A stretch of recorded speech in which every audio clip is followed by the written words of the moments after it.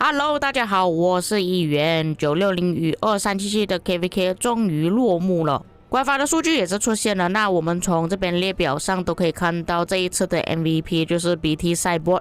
击杀和治疗都是排行在第一名的，但是他的阵亡排行在第3名。不过在以往960的 KVK 呢，都是由海登霸榜的。那这一次海登的表现还算是不错的，只是没有拿第一名而已。不过在前5名还是可以看到海登的身影的。那这边的排行榜呢，以个人排名来说，大多数都是960和2377的玩家。毕竟你们也知道啊，960和2377基本上是从头打到尾的，然后也打得比较刺激一点。不过在前100名的排行榜中，其实还是可以看到其他王国玩家的身影，只是比较少而已。让我比较意外的就是2975还有1606的玩家也是在排行榜上面，因为他们是等到后期才开始打架的，所以这些王国的玩家要进入排行榜其实也不是这么简单。不过这里是排行榜，也就意味着玩家所消耗的资源加速会比较多，所以可以看得出这一次960和2377消耗了多少的资源跟加速。接下来就到了击杀排行榜，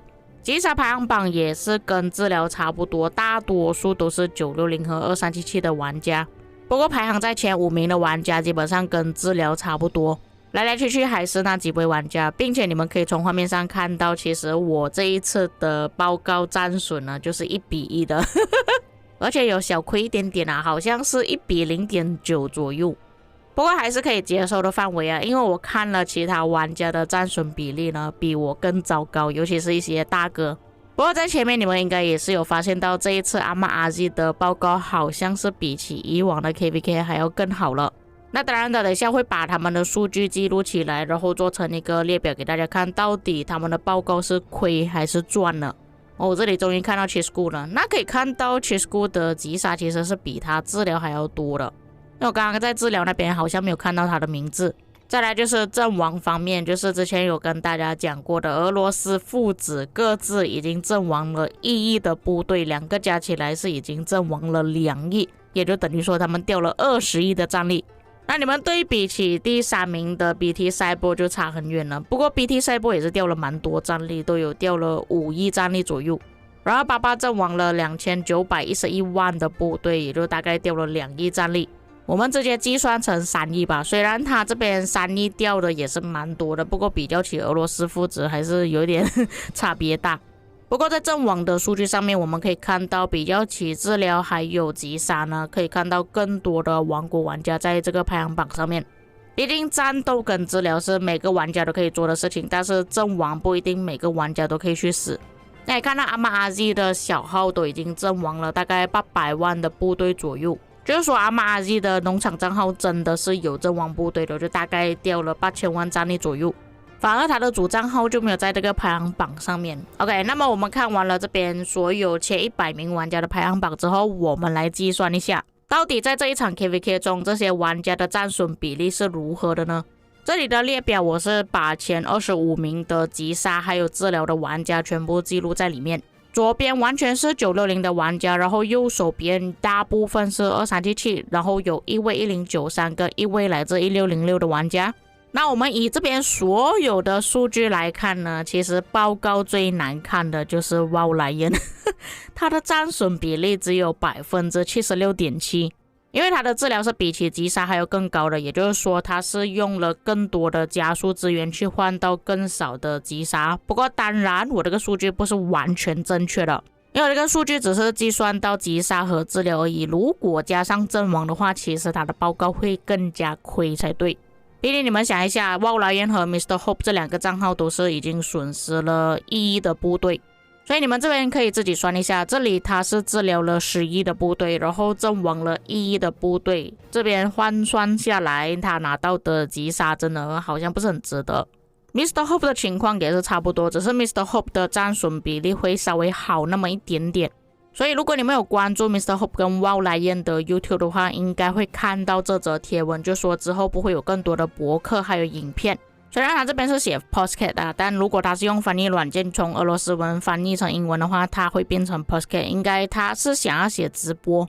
也就因为这个贴文，就有不少玩家猜测说俄罗斯父子是不是弃坑啦，又或者是他们输掉了 KVK 不敢再直播了。那我觉得比较大的可能就是这个频道其实不是他们本人在经营的，也就是他们的代打在经营而已。那因为这个主播呢是一直有在操控他们账号啊，而且你们也看到这一次的数据非常糟糕了，所以我觉得有很大可能他是被俄罗斯父子给炒掉了，所以才会说之后不会有更多的直播跟影片。毕竟你们可以看到，在这么多玩家的数据里面呢，就唯独这2个账号的数据呢都是很差的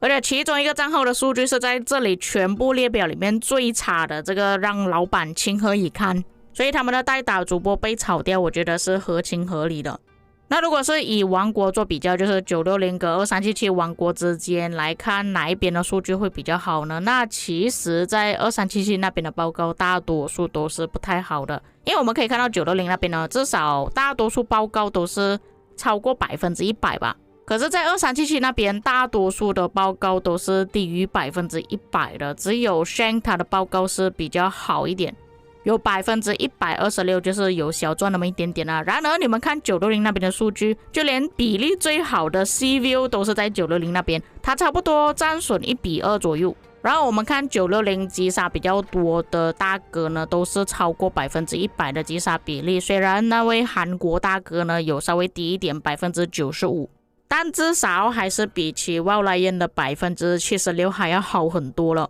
而且重点是这边全部960的账号就只有一个是没有超过100%，其他全部都超过100%了。再来最后2位玩家 Ghost Rider 他的战损比例也是蛮不错的，都有159%，差不多160%了。但是 Itachi 的报告就稍微亏那么一点点，接近1:1的战损比例。在看完了个人数据之后，接下来我们看联盟跟王国的数据。那可以看到治疗方面还是2377比起960多出很多。但如果说到击杀方面呢，依然还是960的数据会比较好一点，也就是说其实2377那边的亏损会比起960还要更大。可以说2377那边的战损比例基本上都是1:1左右。那虽然你们从那边数据看到 AGST 的数据好像是比起1093还要更多，应该是说他们打的比1093还要更好，但是1093其实是有2个联盟了。所以以人数的数据来看呢，93的数据还是超越1365，